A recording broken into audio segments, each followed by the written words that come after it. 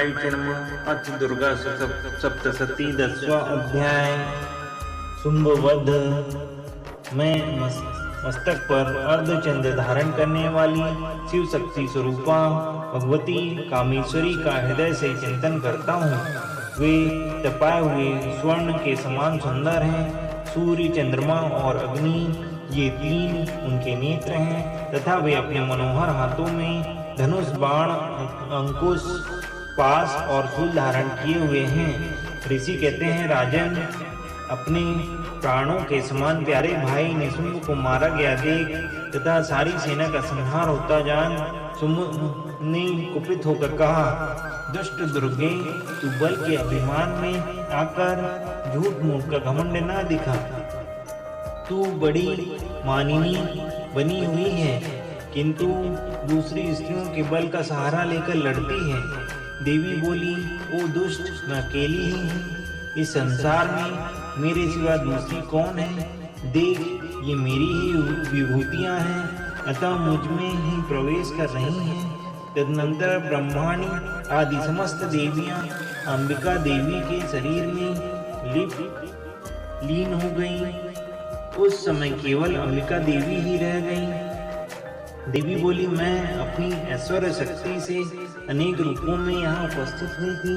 उन सब रूपों को मैंने समेट लिया। अब अकेली ही युद्ध में खड़ी हूँ। तुम भी स्थिर हो जाओ। ऋषि कहते हैं, तदनंतर देवी और शुंभ दोनों में सब देवताओं तथा दानवों के देखते देखते भयंकर युद्ध छिड़ गया। बाणों की वर्षा तथा तीखे शस्त्रों एवं दारुण अस्त्रों के प्रहार के कारण उन दोनों का युद्ध सब लोगों के लिए बड़ा भयानक प्रतीत हुआ। उस समय अंबिका देवी ने जो सैकड़ों दिव्य अस्त्र छोड़े, उन्हें दैत्यराज शुंभ ने उनके निवारक अस्त्रों द्वारा काट डाला। इसी प्रकार शुंभ ने भी जो दिव्य अस्त्र चलाए, उन्हें परमेश्वरी ने भयंकर हुंकार शब्द के उच्चारण आदि द्वारा खिलवाड़ में ही नष्ट कर डाला।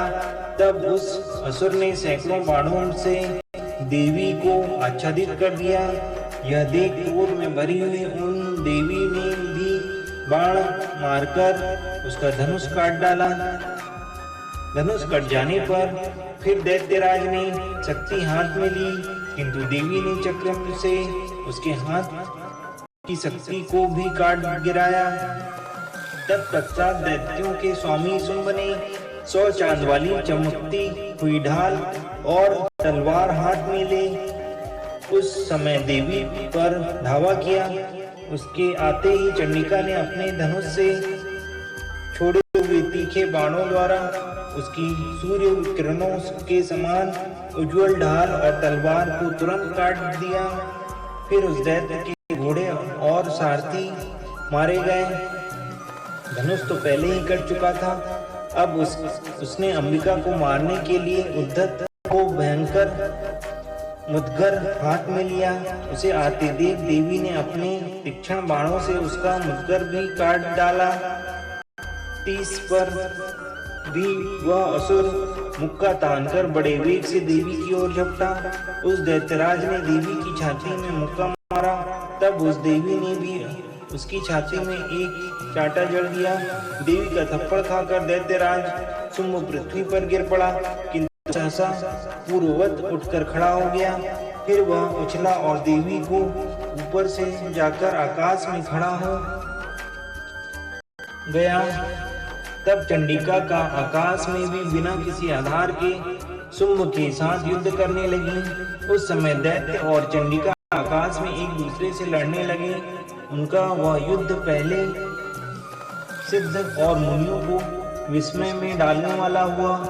फिर शुंभ के साथ बहुत देर तक युद्ध करने के पश्चात उसे उठाकर घुमाया और पृथ्वी पर पटक दिया। पटके जाने पर पृथ्वी पर आने के बाद वह दुष्ट आत्मा दैत्य पुनः चंडिका का वध करने के लिए उनकी ओर बड़े वेग से दौड़ा।